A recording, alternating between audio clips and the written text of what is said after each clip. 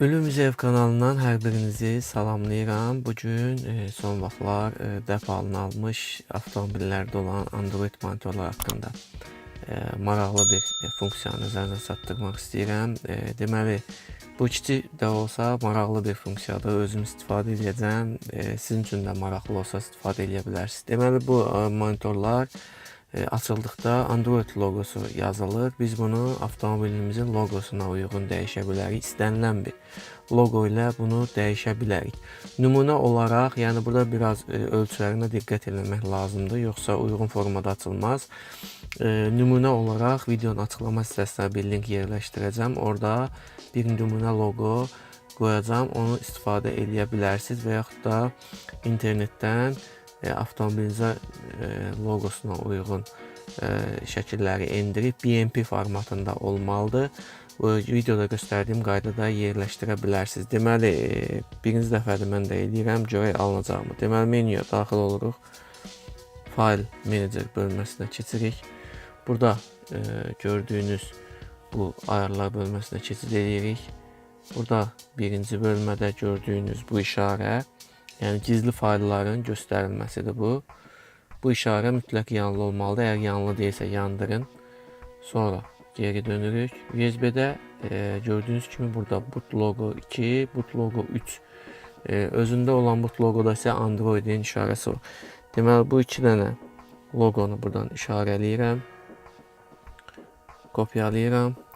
Gəlirik bu flash bölməsinə. Bayaq iki bölməni işarələdikdən sonra bura açılır. Mütləq onu işarələməyi unutmayın. Buradan .tcfg yazılan bu qovluğa daxil oluruq və kopyaladığımız iki loqonu bura əlavə edirik. Gördüyünüz kimi loqolar bura əlavə olundu. Ondan sonra yenidən ayarlara daxil olacağıq. Ayarlara daxil oluruq bu bölməyə. Buradan Factory bölməsinə keçid edirik. Məndəki modeldə bu kod 8888-dir. Siz öz modelinizə uyğun internetdən bu kodları tapa bilərsiniz. Deməli, kodu daxil edirik. Və açılan bölmədə Logo Settings. Bu bölmədə biraz əvvəl əlavə elədiyimiz logoları burada görürük. Sizdə hansı bu Android logo olacaq və indi əlavə elədiyimiz logo olacaq. Mən bu loqonu seçmək istəyirəm. Logo Settings düyməsinə basıram və Complete belə bir yazı gəldi. Uğurla quraşdırıldı.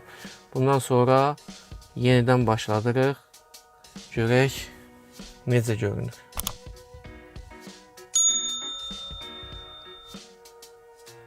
Və budur.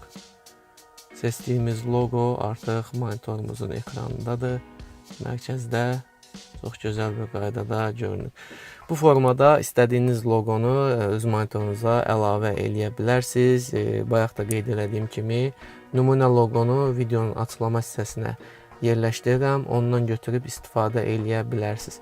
Və yaxud avtomobiliniz üçün hansısa loqonu istəyirsinizsə videonun açıqlama bölməsində yazın. Mən bacardığım qədər bu loqoları sizin üçün hazırlayaram. Əgər video sizin üçün faydalı olsa kanalımıza abunə olmağı unutmayın. Bugünlük bu qədər.